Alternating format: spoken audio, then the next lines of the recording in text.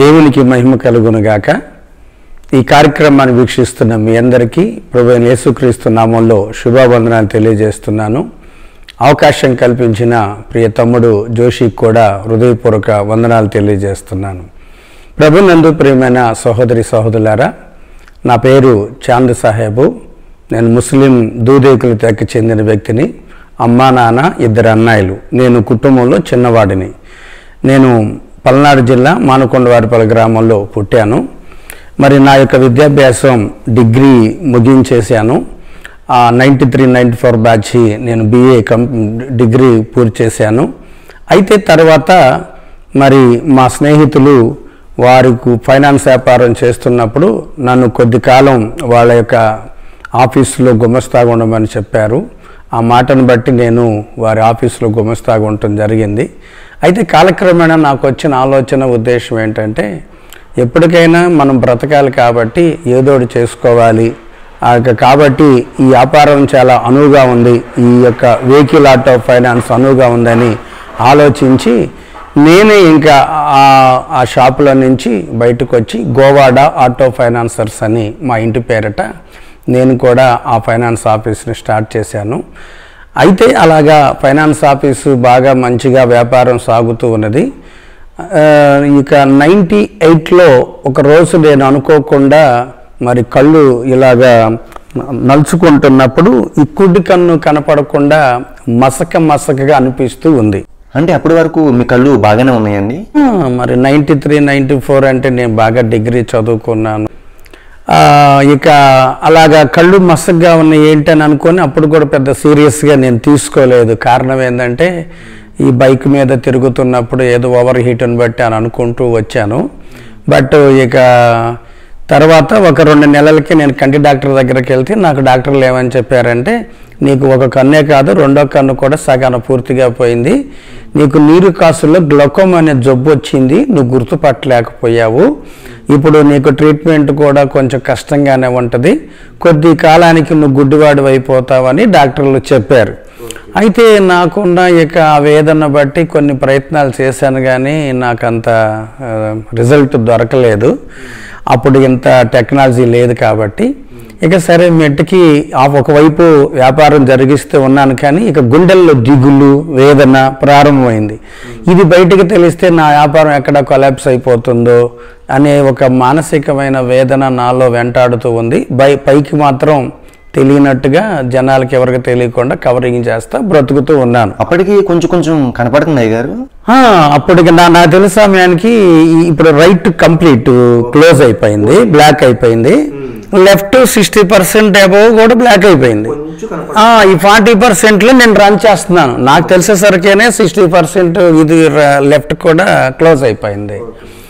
ఇట్లాగా నేను ఇక బ్రతుకుతున్నాను, దిగులు వేదంతో బ్రతుకుతున్నాను. ఇక అప్పుడు మా అమ్మగారికి చెప్పాను. మా అమ్మగారికి చెప్తే కొంచెం చాలా బాధపడ్డారు. అమ్మా నాన్నలు ఇద్దరు బాగా బాధపడ్డారు. అయితే ఇక మా అమ్మగారు చిన్నప్పటి నుంచి, నా చిన్న వయసు నుంచి కూడా ప్రభువుని ఎరిగిన బిడ్డ, దేవునికి నమ్మకంగా ముందుకు సాగిపోతూ ఉండేది. అయితే మా అమ్మ ఏం చెప్పిందంటే, ప్రభు దగ్గరికి రమ్మని చెప్పింది, చర్చికి రాయా అని చెప్పింది. కానీ చర్చికి రావడానికి కొంచెం సిగ్గు, ఈ వయసులో చర్చికి రావటం అంటే ఏంటి, ఏమన్నా అనుకుంటారేమో అనేది కొంత నాలో మాత్రం అది మెదిలింది. దగ్గర ఇంచుమించు 6-8 మంత్స్ నేను చర్చి వైపు ఏం చూడలేదు. మా అమ్మగారికి అబద్ధం అయితే చెప్తున్నాను, చర్చికి వెళ్తున్నానులే, వెళ్ళొచ్చానని చెప్తున్నాను, కానీ చర్చికి వెళ్లకుండా కాలం గడుపుతూ ఉన్నాను. ఆ కమ్యూనిటీకి ఉన్న పరిస్థితి ఎట్లా ఉంటుందంటే, మేము హిందూస్ మధ్య బ్రతుకుతూ ఉంటాం. మా ట్రెడిషన్స్ అసలు అన్నీ కూడా హిందూ ట్రెడిషన్స్ చేస్తారు, అవన్నీ అలానే చేస్తారు. అయితే బట్ జరిగింది ఏంటంటే, నాకు అసలు చిన్న వయసు నుంచి ఇంకా మా ఇంట్లో ఏం తెలియదు. ఇంకా మా అమ్మగారు చర్చికి వెళ్ళొచ్చింది, మా ఇంట్లో కూడా ఇంకేం చేయరు. మా నాన్నగారు కూడా చర్చికి వెళ్ళకపోయినప్పుడు కూడా మా అమ్మగారికి వ్యతిరేకి మాత్రం కాదు. ఇక అందువల్ల మా ఇంట్లో ఇంకా వేరే ఏం తెలియదు. ఎవరైనా పాస్టర్స్ వస్తే మాట్లాడటం, పాస్టర్స్ చేత ప్రార్థన చేయించుకోవటం, ఎప్పుడన్నా సంవత్సరానికి 1-2 సార్లు ఏదైనా ప్రార్థన పెట్టించుకోవటం. మా అమ్మగారు అయితే సండే చర్చికి వెళ్తారు. ఇంక మాకు వేరే విశ్వాసాల గురించి అసలు ఏం తెలియదు, అటు ఏ బ్యాక్గ్రౌండ్ గురించి కూడా మాకు తెలియదు. కాబట్టి నాకు తెలిసినట్టుండి చర్చియే తెలుసు. ఇప్పుడు వెళ్తే అడపా చర్చికి వెళ్తాంలే కానీ ఇంకా వేరేదైతే తెలియదు. అట్లాగా ఇంకా మా అమ్మ ఏమందంటే చర్చికి రాయా అని చెప్పింది. చర్చికి రా అని చెప్పినప్పుడు ఇక ఇదే సిగ్గుగా ఉండి అట్లాగా డిలే చేస్తా వచ్చాను. ఇక మెట్టికి బాగా మానసికంగా ఇక నేను ఇబ్బంది పడుతూ ఇక చర్చికి వెళ్దామని చివరిలో వెళ్ళటం కొంచెం స్టార్ట్ చేశాను. అంటే బ్లెస్సింగ్ ప్రేయర్ టైంకి వెళ్ళి కొంచెం చర్చిలో కనపడటం అట్లా చేశాను. ఇక అలాగా జరిగిపోతూ ఉంది. ఇంకా నాకు అసలు బాగా టెన్షన్ ఎక్కువైపోతూ ఉంది. ఈ సమయంలో ఇక ఏం చేయాలనుకున్నప్పుడు ఇక లేదు, ఇక మా అమ్మకు చెప్పాను, ఇంకా నా వల్ల పడతలేమా, ఇంకా ఈ లోకంలో ఇక నేను బ్లైండ్గా బతకటం అంటే చాలా ఇంపాసిబుల్, అలవాట్లు కూడా ఏమి లేకుండా ఏదో కుటుంబం కోసం బ్రతకాలని అనుకుంటే మరి ఊహించని రీతిలో ఈ బ్లైండ్నెస్ అనేది ఇలాగా నా జీవితంలో సంప్రాప్తించింది. గుడ్డివాడిని అయ్యి నేను ఇంకా ఏం బ్రతికి ఏం చేయాలి, నేను ఇంకేదో ఒకటి అదన ప్రయత్నం చేస్తాను, ఇతర ప్రయత్నం చేస్తానంటే సూసైడ్, ఆత్మహత్య చేసుకుందాం అన్నట్టు ఆమెకు అంత ప్రత్యక్షంగా చెప్పలేకపోయినప్పటికీ సరే మెట్టికి మా ఊరు పొలిమేరల్ల బావిల దగ్గరికి వెళ్ళి చచ్చిపోదాని బావి దగ్గరికి వెళ్ళాను. కానీ ఎందుకో చచ్చిపోయి ఏం చేస్తామని అనిపించింది. మరలా వెనక్కి వచ్చాను. అప్పటికి కనపడుతుంది అయ్యగారు? కనపడుతుంది, అదే చెప్పాను కదా, కొంచెంగా అలా లేలే కదా, ఇవన్నీ తిరిగిన ఏరియాసే కదా, ఆటోమేటిక్గా రూట్లన్నీ అర్థం అవుతుంది, ఎక్కడ స్పీడ్ బ్రేకర్ ఉంటుంది, ఎక్కడ టర్నింగ్ ఉంటుంది అనేది అర్థం అవుతుంది. బట్ అప్పుడు ఇంత ట్రాఫిక్ లేదు కదా, ఒక 25 years బ్యాక్ అట్లాగా లేదు కదా, అట్లాగా జరిగిపోతూ ఉంది. ఇక సరే ఇంటికి వచ్చి ఇక ఏడ్చాను. మా అమ్మ ఒకటే చెప్పింది, చర్చికి వస్తే ఏదన్నా మనశ్శాంతి దొరికింది, ఆ ప్రభు కృప ఉంటే నీకు చూపిస్తాడు, లేకపోతే నీకు మనశ్శాంతిని ఇస్తాడయ్యా, చర్చికి రా అని మా అమ్మగారు బాగా ఒత్తిడి చేశారు. ఇక నేను తీర్మానం చేసుకున్నా, మా అమ్మగారు ఒత్తిడి చేశారని కాదులే కానీ ఇక నేను తీర్మానం చేసుకున్నా, చర్చికి వెళ్దాం. ఇంకా మనకంటూ వేరేది చిన్నప్పటి నుంచి వేరే విశ్వాసం వేరే దైవం అనేది మనకు అసలు నాకైతే తెలియదు. వెళ్తే చర్చికి వెళ్ళటం, పాస్టర్ గారులతో ఎప్పుడన్నా వాళ్ళతో మాట్లాడటం తప్ప నాకైతే ఏం తెలియదు. సరే ఇక చర్చికి వెళ్ళటం తీర్మానం చేసుకున్నాను, చిన్నగా చర్చికి వెళ్తున్నాను. అలాగా జరిగిపోతూ ఉంది. సరే కొంతమంది ఏమన్నారంటే, ఇదిగో నీకు ఈ జబ్బు ఉంది కదా, కంటి జబ్బు, బాప్తీసం తీసుకొని చెప్పారు. అంత అవగాహన లేకపోయినా సరే ఇంకెటు దేవుని కోసమే బ్రతుకుదాం అనుకుంటున్నాను కదా అని వైట్ డ్రెస్ తీసుకొని బాప్తీసం కూడా తీసుకున్నారు. ఏదో పొడి ప్రార్థనలు అయితే చేస్తూ ఉండేవాడిని. అయితే కంటి చూపు పోయింది పూర్తిగా.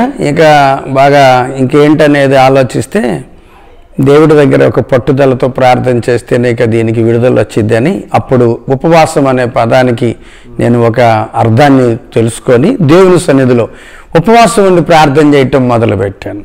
ఇంచుమించుగా ఒంటి పూట, ఒక పూట ఆహారం పెట్టేది మా అమ్మగారు, సాయంకాలం 5-6 గంటలకి 84 రోజులు ఉపవాసం అట్లాగా ఉండి దేవుని సన్నిధిలో బాగా ఆ తెలిసిన మాటలే, దేవుడా నువ్వు నాకు విడుదలని, స్వస్థతని, శాంతిని, ఈ ఒత్తిడి నుంచి విడిపించు, అలాగా నాకు తెలిసిన మాటల ద్వారా అలాగా లోతుల్లోకి వెళ్తే దేవుడు నాకు ముందు ఏమి ఇచ్చాడంటే పాపపు ఒప్పుకోలు స్థితిని ఇచ్చాడు. అంటే నా జీవితంలో నేను ఎలా తప్పులు చేశాను, ఆ తప్పులకున్న పర్యవసానం ఏంటి, ఆ తప్పుల ద్వారా నేనేమైపోతాను, అవన్నీ నాకు దేవుడు తెలియపరిచి నా గుండెల్లో ఉన్న ప్రతి ఆ తప్పుల దోషాలన్నిటిని కూడా ఒప్పించి నాకు ముందు మనశ్శాంతిని ఇచ్చాడు.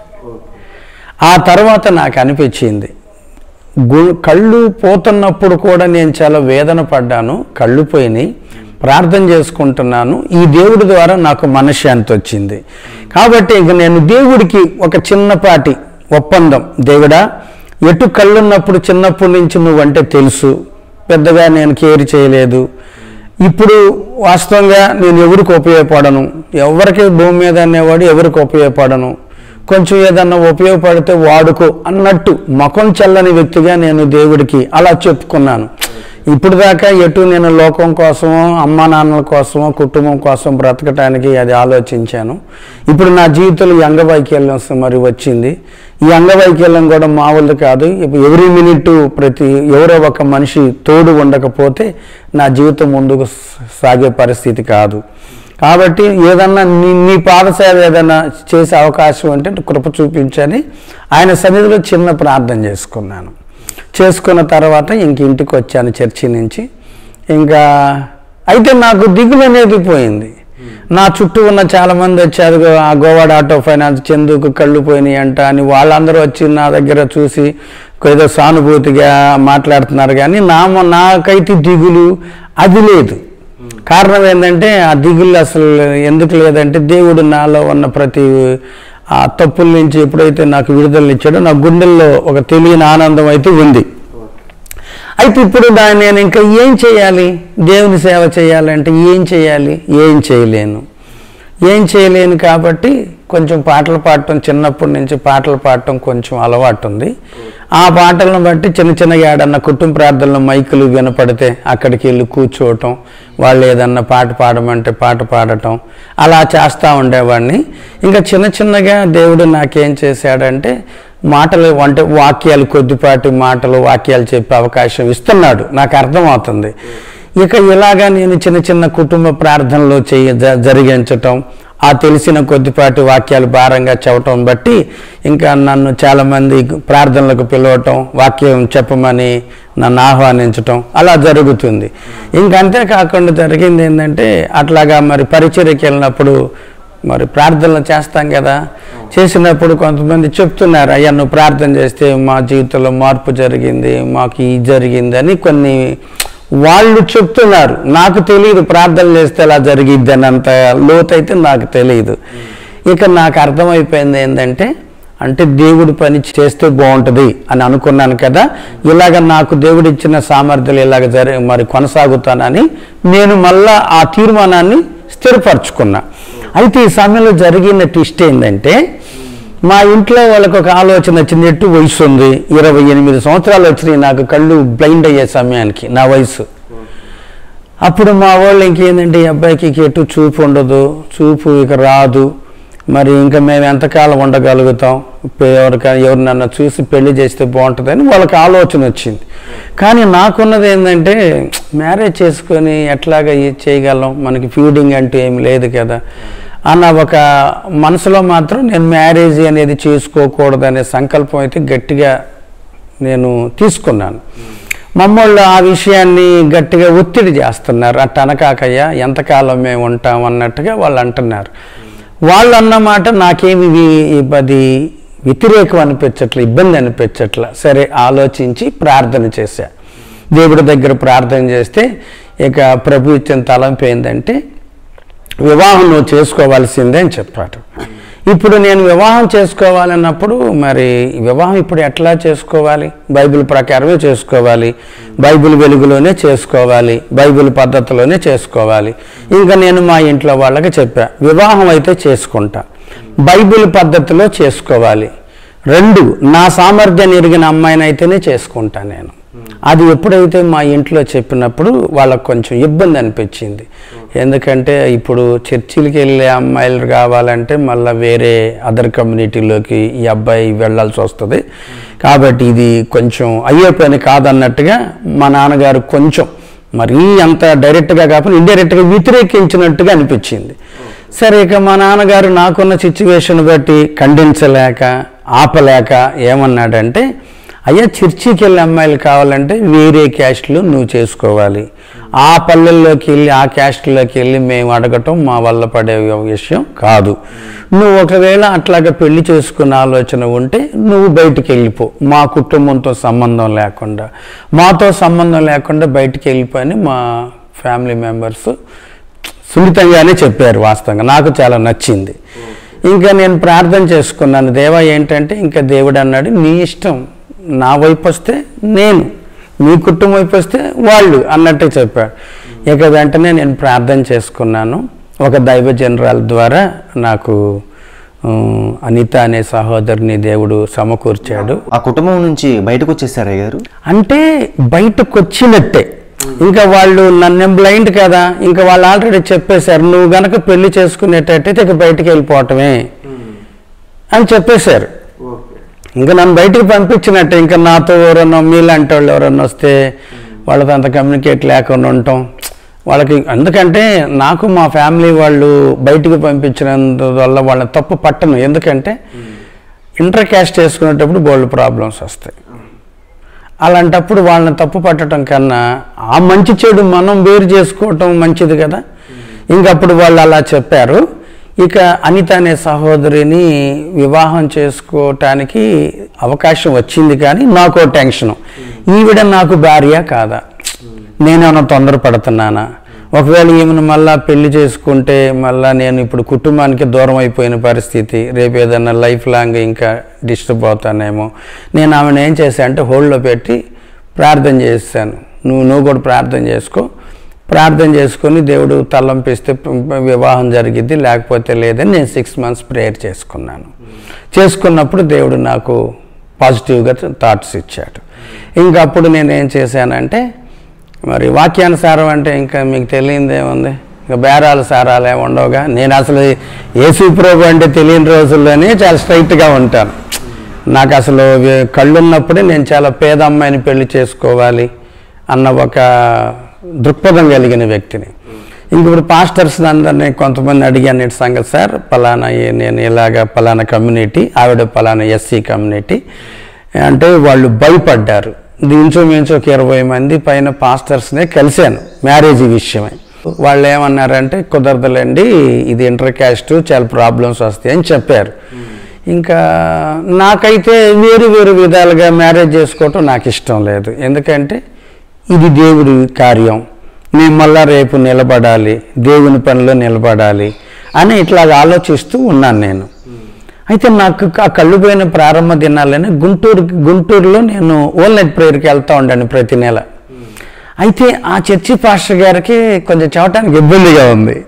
సరే అక్కడ బ్రదర్ ఏం చేశాయంటే, అన్న మీరు ఎంతమందిని అడిగారు కాబట్టి మీరు పాస్టర్ గారిని ఒకసారి టచ్ చేద్దాం అంటే పాస్టర్ గారికి నా విషయం తెలియపరిచాడు బ్రదరు.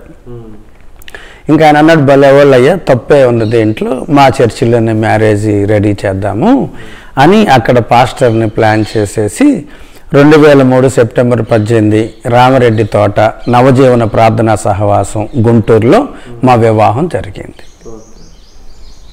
వివాహం జరిగిన తర్వాత ఇక నేను అప్పుడు బయటకు వచ్చేసాను. ఇంకా అసలు కట్టుబట్టలతోనే బయటకు వచ్చాను. ఇంకా వాళ్ళు ఆల్రెడీ చెప్పేశారు కదా, అప్పటికే 6 months ముందే నేను చెప్పాను. వాళ్ళు అన్నారు, నేను చేసే పెళ్ళి అయితేనేమో మా ఇంట్లో ఉండటం, ఒకవేళ నువ్వు ఏదైనా చర్చి పెళ్ళి పాస్టర్లు చేసే పెళ్ళి అయితే ఇక నీ వ్యక్తిగత నిర్ణయం, ఇక దానికి ఏదన్నా మంచి చెల్లి ఏదైనా వస్తే మాకు సంబంధం లేదు, మాకు బాధ్యత లేదని వాళ్ళు ముందే చెప్పేశారు కదా. ఇక నేను ఆ పెళ్లి రోజే నేను ఇక బయటకు వచ్చేసాను. ఇక ఇంటితో మనం రాకూడదు, వీళ్ళని ఇబ్బంది పెట్టకూడదు, ఏదన్నా ఇప్పుడు ఇబ్బందులు వస్తాయని చెప్పలేం కదా.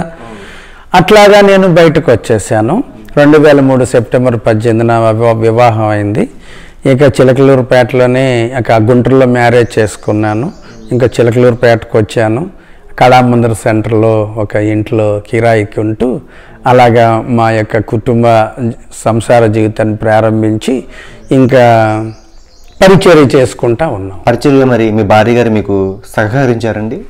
అస్సలు పరిచర్యలో ఆవిడ సహకరించగలిగింది కాబట్టి నేడు నేను ఇన్ని వందల వేల గ్రామాలలో సేవ చేయటానికి అవకాశం దొరికింది. సుమారు మీరు ఎన్ని గ్రామాలు తిరుగుంటారు అయ్యారు? సుమారు నాకు తెలిసి అయితే 2000 ఎబో తిరుగుంటాను నేను. మ్యారేజ్ అయిన దగ్గర నుంచి మేము అవుట్ రీచ్ ఎక్కువ చేస్తూ ఉండేవాళ్ళు. కలిలేవయ్య గారు, మరి మీ సువార్త పనికి ఎలా వెళ్ళేవారు అయ్యారు? అంటే బస్కి వెళ్తాము, బండి మీద వెళ్తాము. అంటే అమ్మగారి బండి నడుపుతారు, మీరు వెనకాల కూర్చుని సువార్తకి వెళ్తూ ఉంటారు? అవునవును, ఇద్దరు బండి మీద వెళ్ళిపోతా ఉంటాము.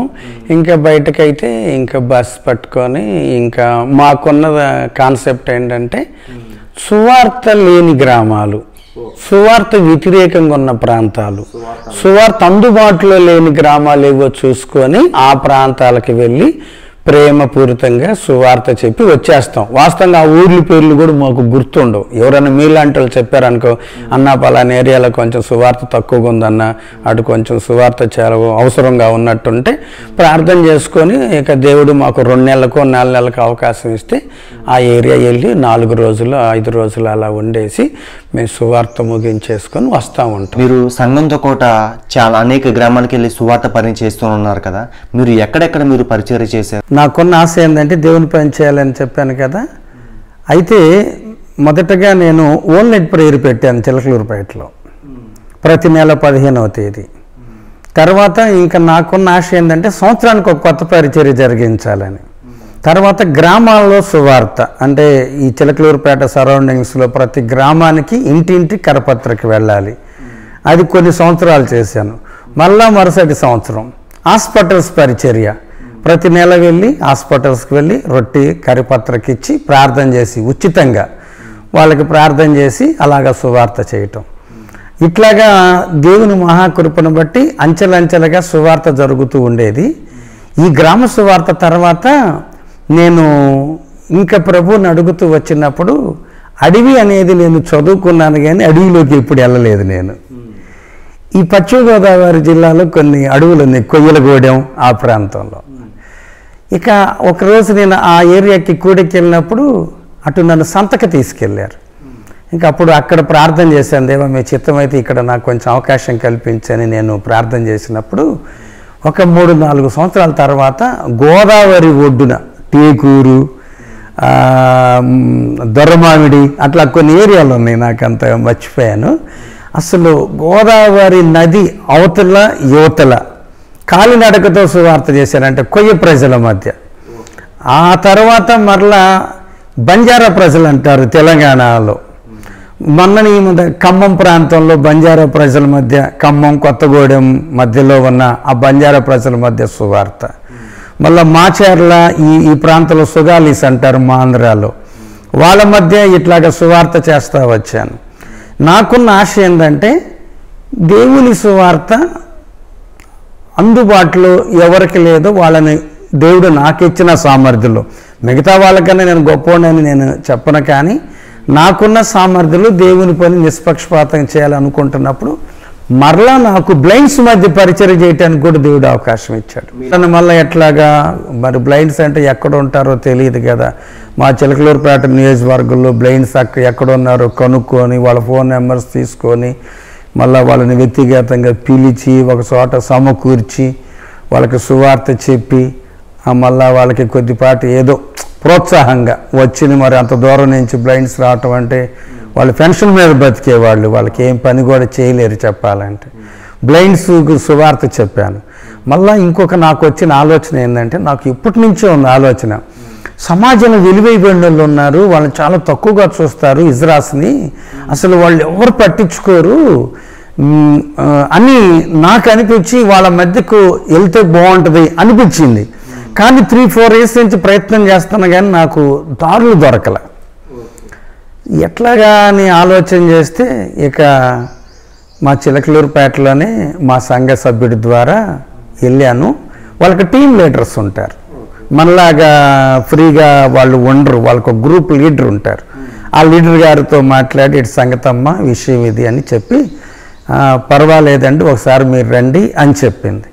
సరే వెళ్ళినాక అసలు ఏంటి మీ ఉద్దేశం అని చెప్పింది. ఆమె అసలు ఏమందో తెలుసా, అసలు మా దగ్గరికి ఏదో కోరుకొని వస్తారండి, మేము ఏదో ఇస్తామని వస్తారు, మీరు కూడా అలా అని నేను ఇట్లా రమ్మన్నానంటే, లేదమ్మా మీ దగ్గరికి మేము అలాగ రావటం కాదు, నేను ఒక అంధుడిగా ఉండి నేను ఎంత మనోవేదన పడుతున్నానో సమాజంలో ఒంటరిగా, మీరు అన్నీ ఉన్నట్టు ఉన్నారు కానీ మీరు జస్ట్ కొద్దిపాటి లోపాన్ని బట్టి కుటుంబానికి దూరం అయిపోయి సమాజంలో నలుగురి మధ్య కూడా మీరు సరైన స్థితిలో లేకుండా మీరు సజీవుడిని దేవునికి దూరం అయిపోతున్నారని ఒక వేదనతో ఒక భారంతో మీ మధ్యకు రావాలనుకుంటున్నానంటే ఆవిడ శ్వేత గారని నాకు అవకాశం ఇచ్చింది. చక్కగా ఒక ఇంచుమించు 30-40 మంది వాళ్ళు గ్యాదర్ అయ్యారు. గ్యాదర్ అవుతామని డేట్ ఇచ్చారు. ఇంకా బ్లైండ్స్కి కూడా మంచిగా వాళ్ళకి చిన్నపాటి అంటే సహాయానికి హద్దు ఉండదు అనుకోండి. ఇక వీళ్ళకి కూడా ఏదో ఒకటి ఏం తీసుకెళ్తే బాగుంటుంది అంటే వాళ్ళకి సంపాదన లేదని మాత్రం కాదు కానీ ఏదో ఒకటి తీసుకెళ్తే బాగుంటుంది అనిపించింది ఇజ్రాస్కి. సరే ఇక అప్పుడప్పుడు ఇక రేపు ప్రార్థన అనే డేట్ తీసుకున్న తర్వాత ఇంక ఈరోజు అనిపించింది అందరికి శారీస్ తీసుకుందాం, యూనిఫామ్ అనిపించి ఇక చీరాలు వెళ్ళేసి ఇక అందరికీ ఒకే డ్రెస్ ఒకే కలర్తో ఉన్న శారీస్ అని తీసుకుంటే వాళ్ళు చాలా హ్యాపీగా ఫీల్ అయ్యారు. ఇంకా ఆ రోజు సువార్త చెప్పాము, వాళ్ళకి డ్రెస్ డిస్ట్రిబ్యూషన్ అయిపోయింది, సెమీ క్రిస్మస్ సక్సెస్ అన్నారు, హ్యాపీగా ఫీల్ అయ్యారు, చాలా మంచి వాక్యం చెప్పారు అన్నారు. నాకైతే ఏంటంటే వాక్యం వాళ్ళకి ఎలా చెప్పాలి, ఇదే ఫస్ట్ టైం నేను కూడా. అయితే దేవుడు చక్కగా వాళ్ళతో మాట్లాడారు, వాళ్ళు చెప్పారు, అయిపోయింది. అయితే మా సంఘంలో ప్రతి సంవత్సరం చివరి రోజు థ్యాంక్స్ గివింగ్ ప్రేయర్ అని ఒకటి ఏర్పాటు చేస్తాను. ఎక్కువగా నాన్ క్రిస్టియన్స్ని నేను ఆహ్వానించి సువార్త చెప్పడానికి ఒక వెసులుబాటుగా మా సంఘంలో ఇక మేము సెమీ క్రిస్మస్లు ఇవి చర్చిలో పెట్టకుండా చర్చి బయట పెడతాం. ఇంకా మా చర్చి కొన్ని ఆశ ఏంటంటే మా చర్చి వాళ్ళు నాకు బాగా సపోర్ట్గా ఉంటారు. ఇక ఈ చివరి రోజు వాళ్ళు అనుకోకుండా మాకు సర్ప్రైజ్ ఇచ్చారు. వాళ్ళు ఇజ్రాయల్స్ అందరూ కూడా వచ్చేసి ఇచ్చిన శారీస్ వేసుకొని అందరూ వచ్చేసారు సంఘానికి. మేము మామూలుగా చెప్పాం, అమ్మా ఇట్లాగా డిసెంబర్ 30వ తేదీ శనివారం పగలు మా చర్చి దగ్గర ప్రార్థన జరిగింది అని చెప్పాం. వాళ్ళు వస్తారని మేము గెస్ చేయలేదు. ఖచ్చితంగా రైట్ టైంలో వచ్చారు. 12కి వచ్చారు. అసలు గ్రూప్ వచ్చారు. అసలు వాళ్ళు చాలా హ్యాపీగా ఫీల్ అయ్యి మంచి సాక్ష్యం ఇచ్చారు. ఇంకా వాళ్ళ చేత కేక్ కట్ చేయించాం. అంటే ఇన్ని రకాల పరిచర్యల్లో ఉన్న పరమార్థం ఏంటంటే దేవుని సువార్త వెళ్ళాలి, మేము కూడా ప్రభు దగ్గర నమ్మకంగా కనపడాలని మారుమూల గ్రామాల్లో ఇదే ఇప్పుడు ట్రైబల్స్ మధ్య కావచ్చు, బంజారాస్ మధ్య కావచ్చు, బ్లైండ్స్ మధ్య కావచ్చు, ఇజ్రాస్ మధ్య కావచ్చు. మేము సండే స్కూల్ క్యాంప్స్ కూడా పెడతాం. అంటే సండే స్కూల్ సెంటర్స్ ఉంటాయి ఎక్కడెక్కడ అన్నిల మధ్య. ఇంచుమించు మాకు 6-7 సెంటర్స్ ఉన్నాయి, సండే స్కూల్ సెంటర్స్. వాళ్ళ 6-7 సెంటర్స్ అంటే ఒక 250-300 మంది పిల్లలు ఉంటారు. ఈ రోజుల్లో సువార్త పని కడపత్రికలు పంచడం అంటే అనేకమైన వ్యతిరేకులు వస్తూ ఉంటే అటువంటి మీ జీవిత అనుభవాలు ఏమైనా జరిగినాయి గారు? బ్రదరు, పరిచర్య అయినాక ఖచ్చితంగా వ్యతిరేకతలు వచ్చినాయి. ఒక చోట జరిగింది ఏంటంటే, మేము పత్రికలు పంచుతూ ఉన్నాం. ఈలోపు మీలాంటి యంగ్స్టర్స్ వచ్చారు, నా చేతులు పట్టుకున్నారు. నా చేతులు పట్టుకొని ఏదో వేరే దగ్గరికి తీసుకెళ్ళి దండం పెట్టేది అన్నారు. నేను అన్నాను, అయ్యా నేను ఎవరి గురించి బోధలు చేయలేదు, ప్రకటన చేయలేదు, ఈ దేవుడి గురించి చెప్పాను. నేను వేరే వాళ్ళ గురించి మీరు ఏదైనా చేయొచ్చు, మీరు అలాగే ఏంటి అన్నప్పుడు వాళ్ళు కొంచెం ఇబ్బంది పెట్టని ట్రై చేసి, ఇంకా ఒక సింపుల్ ఇలాగ చాలా ఉన్నాయి చెప్పుకోవటానికి. అయితే వ్యతిరేకతలు అనేవి ఖచ్చితంగా వచ్చినాయి. దేవుని మహాకృపను బట్టి ఆ వ్యతిరేకతను తాళ్ళుకుంటూ అధిగమిస్తూ ఆ పరిచర్యలు ఇంతవరకు ఇంచుమించు 20 సంవత్సరాల పైగా ఈ సువార్త పరిచర్య జరుగుతూ ఉంది ప్రభు మహాకృపను బట్టి. బలహీనులమైన మా ద్వారా అసలు చెప్పాలంటే కాలినడకన కొండలు ఎక్కాం. అంటే అది మీరు వేరేగా అన్యదా భావించకండి. కొండలంటే ఇక కాలినడకన ఆ చెట్లు దాటుకుంటూ పైన ఇప్పుడు ట్రైబల్స్ ఉంటారు, మీరు పోలవరం సైడ్ కనుక వెళ్తే వాళ్ళంతా కొయ్యి ప్రజలే కదా, వాళ్ళు కొండల పైన కూడా ఉంటారు. కొండల పైన ఒక 20 ఫ్యామిలీస్ ఉన్నా కూడా మేము వెళ్ళి ఆ చెట్లు దాటుకుంటూ అట్లాగా ఖాళీ బాట కూడా సరిగా ఉండదు, మీకు ఐడియా ఉందో లేదో. ఇంచుమించు పాపి కొండల దాకా మేము పరిచర్య చేసాం. వ్యతిరేకతలు అనేవి వస్తాయి, ఆకలం అంటుంది. అయినా దేవుడు కాచాడు. మాకున్న తపన ఏంటంటే దేవుని సువార్త అందితే నలుగురు రక్షించబడితే పరలోకం అడుగు పెడతారు అన్న ఒక తపంతో ఇన్ని సంవత్సరాలు సువార్త చేయటానికి ఆ పరిశుద్ధాత్మ దేవుడు సహాయం చేస్తూ వచ్చాడు. మీరు కూడా ప్రార్థన చేయండి. యూట్యూబ్ చూసే వాళ్ళు కూడా మా కోసం మీరు ప్రార్థన చేయాలని నేను కోరుకుంటున్నాను. ఇంత పరిచర్య చేస్తున్నప్పుడు ఇంట్లో ఏమైనా ఆర్థిక ఇబ్బంది కానీ, ఎప్పుడైనా తిండి లేని స్థితి, అటువంటి రోజులు ఏమైనా మీ జీవితంలో ఎదురైనాయి గారు? మంచి మాట అడిగావు బ్రదరు. విషయం ఏంటంటే, నాకు వివాహం కాని ముందు దినాల్లోనే ఒక దైవజనుడు ఒకటి చెప్పాడు, నువ్వు ఫైనాన్స్ బిజినెస్ చేసి దేవుని సన్నిధికి వచ్చావు, దేవుని సేవలోకి వచ్చావు, ఎవరిని మాత్రం ఉద్దేశపూర్వకంగా కాదు కదా, నువ్వు ఎవరిని రూపాయి అడగడానికి వీల్లేదని చెప్పాడు. దేవుడు ఇచ్చిందాక నువ్వు వెయిట్ అన్నాడు, వెయిట్ చేయాల్సిందే అన్నాడు. అయితే నా మ్యారేజ్ అయింది. Marriage day, first marriage day. అయితే మా పాస్టర్ గారి దగ్గర ప్రార్థన చేయించుకుందామని వెళ్ళాం మా చర్చికి. అక్క మేము ఇద్దరం వెళ్ళాం, మా మిస్సెస్ ఇద్దరం వెళ్తే ఆ రోజు జరిగింది ఏంటంటే, ఇంట్లోకి ఇంకా అదే ఆయిల్ లేదు, నూనె లేదు, కర్రీ చేసుకోవటానికి అన్నట్టు అనుకోండి. అయితే అది అంత ఫీల్ అవ్వలేదు కానీ వచ్చినాక చూద్దామన్నట్టుగా వెళ్ళాము. అయితే చర్చిలో పాస్టర్ గారు ఓ పావుగంట వెయిట్ చేయండి వస్తున్నానని చెప్పి, ఈలోపు ఇంకో పాస్టర్ గారు వచ్చి, ఏంది మీరు ఇప్పుడు వచ్చారు అంటే, అన్నా మేము పాస్టర్ గారి దగ్గర ప్రార్థన చేయించుకోవటానికి వచ్చాము, మ్యారేజ్ డే సందర్భంగా వచ్చామంటే ఆయన ఏం చేశాడంటే ఓ 50 రూపీస్ ఇచ్చి మీరు బేకరీకి వెళ్ళి ఏదన్నా తినేసి వెళ్ళిపోండి అయ్యా అన్నాడు. అంటే అప్పుడు మాకు అర్థమైపోయింది, దేవుడికి తెలుసు మన అవసరతలు అక్కర్లు అని. ఆ 50 రూపీస్ని బట్టి మేము చాలా హ్యాపీగా ఫీల్ అయ్యాం. అప్పుడు మా అవసరం తీరిందా లేదా? అట్లాగా దేవుడు ఏం చేశాడంటే మాకు సమయోచితంగా అక్కర్ని తీర్చుకుంటూ వచ్చాడు. మేము కూడా ఎవరన్నా ఒక 500 రూపాయలు కానీ 100 రూపాయలు కానీ డబ్బులు ఇచ్చారనుకోండి, ప్రార్థన చేస్తాం. ఇంకోటి వాళ్ళ ద్వారానే దేవుడు చెప్తాడు, అయ్యా మీరు హాస్పిటల్స్కి వెళ్తున్నారంట కదా, ఈ 100 రూపాయలు రొట్టెలు ఖర్చు పెట్టండి, లేకపోతే మీరు గ్రామ సువార్త చేస్తున్నారంట కదా, డీజిల్ ఖర్చు పెట్టుకోండి అని వాళ్ళ ద్వారా ఆ మాట దేవుడు పలికిస్తాడు. ఇంక మేము ఆ డబ్బుని ఆ పరిచర్యకే ఖర్చు పెడతాం. అందువల్ల దేవుని మీద ఆధారపడతా వచ్చాము. పర్వాలేదు దేవుని అయితే మేము వచ్చిన ఉద్దేశం గొప్పది. మేమేదో దొరికిద్దని రాలి, అసలు మేము 0 గ్రేడ్లో నుంచి సేవకు వచ్చాం కదా, ఇంకా మాకు నిరుత్సాహం, ఇది లేదు, సేవకు వచ్చాం తిండి ఉండదు, తిండి లేదన్న ఫీల్ అయితే ఎప్పుడు రాలేదు. అయితే దేవుడు అంతగా కూడా ఎప్పుడు చేయలేదు. చక్కగా దేవుడు మాకు అనుదిన ఆహారాన్ని ఇస్తూనే వచ్చాడు. ఇప్పుడు పరిచర్య అలాగా జరుగుతూ ఉంది. జరుగుతూ ఉన్నప్పుడు ఇక అలాగా మేము ఆ రెంటెడ్ హౌస్ కూడా చాలా పాతది కాబట్టి ఇక ఆ ఇంట్లో కూడా ఉండటం చాలా కష్టమైపోయి చిలకలూరుపేటలో చాలా ఇల్లులు తిరిగాం ఇల్లు మారటానికి. ఏదో ఒక రీజన్ చెప్తున్నారు, మీరు చర్చికి వెళ్ళేవాళ్ళు, నువ్వు పాస్టర్ అంట, నువ్వు వెళ్తే బయట చేసుకోవాలి కానీ ఇంట్లోకి రాకూడదు, ప్రార్థనలు పెట్టకూడదు, ఒక్కొక్కరు ఒక్కొక్క కారణం చెప్తున్నారు. అయితే జరిగింది ఏంటంటే, నేను ఎక్కడైతే తిరిగానో ఆ ఏరియాలో ఇల్లు ఖాళీ ఉందని చెబితే సరే ప్రస్తుతం తలదాచుకోవటానికే కదా అని నేను ఉన్న ప్రాంతానికి రావటానికి దేవుడు సహాయం చేశాడు. ఇక ఆ ప్రాంతంలోకి వచ్చిన తర్వాత దేవుడు కూడా ఆ ప్రాంతంలో బలమైన కార్యాలు చేశాడు.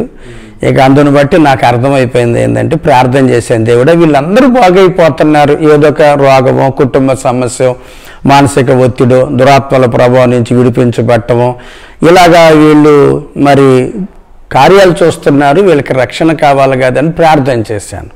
అప్పుడు దేవుడు ఏం చేశాడంటే, నేను ఉన్న ఇంటికి ఒక బరుగుడు కొష్ట ఉంది, ఆ కొష్టాన్ని కొంచెం సెట్ చేసి ఇక అక్కడ ఆరాధన ప్రారంభించాను. నేను ఏ ఇంట్లో అయితే పశువుల పాక క్లీన్ చేసి అందులో మీరు సంఘం నడిపించారు అయ్యారు. అంటే అది క్లీన్ అంటే అసలు వాస్తవంగా అది పాడు పడిపోయింది, వాళ్ళు వదిలేశారు.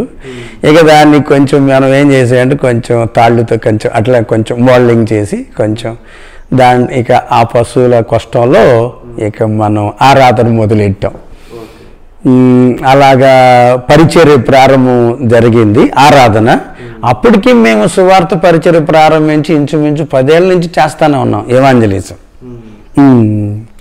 అయితే ఇంకొకటి చెప్పాలని ఏంటంటే, బ్లైండ్ని కదా, నాకు ప్రభుత్వం తరఫున ఉద్యోగం వచ్చింది. మీకు ఉద్యోగం వచ్చింది అయ్య గారు? డిగ్రీ కదా, 93, 94 కదా డిగ్రీ, అది BA.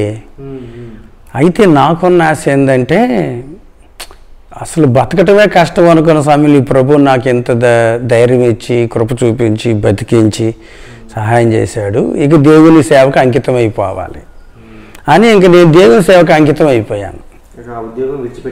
అసలు విడిచిపెట్టం కాదు, ముందు పట్టుకుంటేనేక అసలు దద్దూలే పాలేదు. ఎందుకంటే మీకు ఇంకోటి మీకు తెలుసు లేదు, బ్లైండ్స్ ఇంకోటి ఉంటుంది, వేరే వాళ్ళని పెట్టుకొని మనం జాబ్ చేసుకొని శాలరీ తీసేసుకోవచ్చు.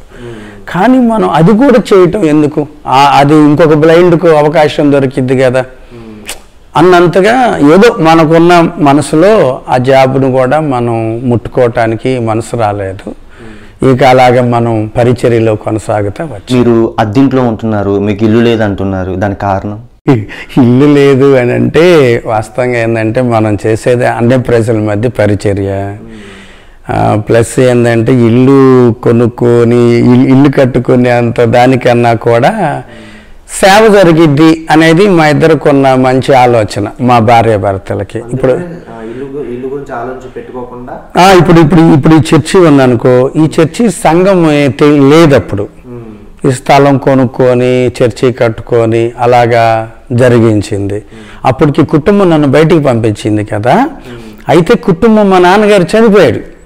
చనిపోయిన తర్వాత మళ్ళీ మా కుటుంబీకులు నాకు కబురు పెట్టారు, మరి మీ నాన్నగారు చనిపోయారు కానీ. చనిపోతే నేను మామూలుగా కుటుంబీకుడిగా వెళ్ళాను, కానీ వాళ్ళు వాళ్ళ కులాచారం ప్రకారం చేసుకోవటానికి నిర్ణయం తీసుకున్నారు. మరి ఇప్పుడు నేను దానికి యాక్సెప్ట్ చేయలేదు. అప్పుడు మా ఇంట్లో వాళ్ళు సరేలేరా నీ ఇష్టం లేని వదిలేశారు. ఇప్పుడు ఆస్తులు పంపకం జరగాలి కదా. అప్పుడు వాళ్ళు ఏం చేశారంటే నాకు కబురెట్టారు. నేనన్నాను వాస్తవంగా నేను ఆస్తుకి అర్హులు కాదు, ఎందుకంటే కుటుంబంతో నాకు సంబంధాలు లేవు, కుటుంబంతో నాకు సమ్మతం లేదు. నేను ఇట్లాగా దేవుని దృష్టిలో వివాహం కావచ్చు సేవ అని బయటకు వచ్చాను. మీ విధానంలో మీరు చేసుకోండి అని చెప్పాను. నాకు ఆస్తి తీసుకోవటం మంచిది కాదు, నాకు మనసు కూడా లేదు అని చెప్తే లేదని కొంతమంది ఒత్తిడిని బట్టి నాకు ఇచ్చారు. ఆ ప్రాపర్టీ తెచ్చి ఇలాగా సేవకు ఖర్చు పెడుతూ ఇప్పుడు ఇలా మందిరం అంటే ఇలాగా. అంటే ఆ ప్రాపర్టీ డబ్బు తెచ్చి ఇల్లు కట్టుకోకుండా స్థలం కొనుక్కుని స్థలంలో చర్చ్ కట్టారు. పరిచర్య జరగాలి కాబట్టి చర్చ్ కట్టారు.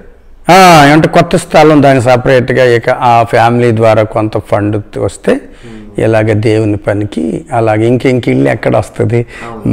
కొంచెం చేసే పరిచర్య సువార్త పరిచర్య, చేసేదేమో కొంచెం అన్ని ప్రజల మధ్య కొంచెం అలాగా ప్రస్తుతానికి పరిచర్య అలా జరుగుతూ ఉంది బ్రదరు.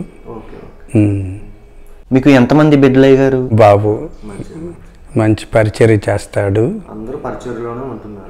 మా ఫ్యామిలీ పరిచర్యలోనే ఉంటాం. మా మిస్సెస్ బాగా సపోర్ట్. ఇప్పుడు నేను బ్లైండ్ని, నాకు చాలా సపోర్ట్గా ఉంటుంది. అసలు నేను అంత పబ్లిక్ మీటింగ్లో మరి స్పీచ్ ఇవ్వాలన్నా, ఎవరితోన్నా మరి చిన్నపాటి సందేహాలు డిస్కషన్ చేయాలన్నా మరి ఆవిడ నాకు చదువుతుంది.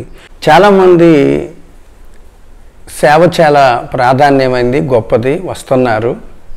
కానీ ప్రారంభం బాగానే వస్తున్నారు, కానీ కొనసాగింపులో మాత్రం కొంచెం అది ఎందుకు అనేది నాకైతే నేను ఒకరిని ఎత్తిపెట్టేంత అయితే లేదులే. కానీ నాకున్న 20 సంవత్సరాల అనుభవంలో నేను చెప్పదలుచుకుంది ఏంటంటే దేవుని సేవలో మాత్రం ఏది ఆశించి రావద్దు, పాపులారిటీ కోరుకోవద్దు, పబ్లిసిటీ కోరుకోవద్దు. మీరు అనొచ్చు మరి యూట్యూబ్లో ఇప్పుడు ఎందుకు ఇస్తున్నావని, నాకు తెలుసు మీరు అలాగా రివర్స్ కౌంటర్ వేస్తారని కూడా నాకు తెలుసు. యూట్యూబ్లో నేను పబ్లిసిటీ అవ్వాలంటే నేను చేసిన పరిచర్లు చాలా బలమైన పరిచర్లు ఉన్నాయి. ఇప్పుడు కూడా నేను యూట్యూబ్ అయితే ఉందేమో కానీ నాకు ఏమి కనపడవు. నాకు యూట్యూబ్లో కనపడాలని కానీ సోషల్ మీడియా ప్లాట్ఫామ్లో కనపడాలని కాదు, కానీ దేవునికి మహిమ వస్తే చాలు అన్న ఒక దృక్పథంతో నేనున్నాను. యూట్యూబ్ చూస్తున్న ప్రతి ఒక్కరు కూడా యేసు ప్రభుని నమ్ముకోండి. దేనికి నమ్ముకోవాలంటే రక్షణ. ఆయన మనకు స్వస్థతలు ఇవ్వచ్చు, ఇవ్వకపోవచ్చు. అయితే మనం అందరం కూడా ఒక లోకం ఉందని నమ్ముతున్నాం కాబట్టి ఆ పరలోకంలోకి వెళ్ళాలని మీరందరూ కూడా ఇష్టపడుతున్నారు కాబట్టి ఖచ్చితమైన వాక్యాన్ని మీరు ఎన్నుకోండి, విశ్వాసంలో ఎదగండి, దేవునికి నమ్మకంగా జీవించండి. మరి మీరు కూడా ఈ సాక్ష్యం ద్వారా మీరు ప్రభావితం చెందితే మీరు కూడా ఇంకా దేవునికి నమ్మకం ఉండాలని కోరుకుంటూ మరి ఈ యొక్క అవకాశం కల్పించిన ప్రియ తమ్ముడు జోషికి మరొకసారి ధన్యవాదాలు తెలియజేసుకుంటూ సెలవు తీసుకుంటున్నాను. అందరికీ వందనాలు. God bless you. అయ్యగారు యొక్క సాక్షి జీవితం మీరు విన్నారు కదా, తప్పకుండా అనేక మందికి ఈ వీడియో షేర్ చేయమని, ఆ అయ్యగారి గురించి వాళ్ళ పరిచర్య గురించి అందరూ మీ యొక్క వ్యక్తిగత ప్రార్థనలో జ్ఞాపకం చేసుకోమని, అలాగే నా పరిచర్య విషయంలో కూడా మీరు జ్ఞాపకం చేసుకోమని కోరుచున్నాను. మీ అందరికీ వందనాలు.